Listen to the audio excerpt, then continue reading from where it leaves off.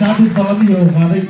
way sii socon doonaan walaalkii inuu soo naqanayo maanta dadka xamal aragteen oo malnaasay u jecel yihiin maanta uu soo naqda daabid balamaha uu qaado hadda dhexay joogeen inuu buuxiyo waa ka sugaynaa wayna dhici doontaa maalinteena qataba aad adii salaamaya walaalay xabad kale noogu dhifan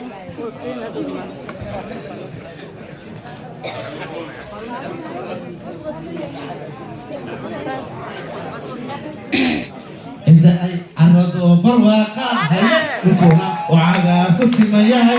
لعبي هيا لعبي حاقا لبيتاري الجرى عليكم عيشي وعزول مليكا عبالي عويتي يا شريكين هيا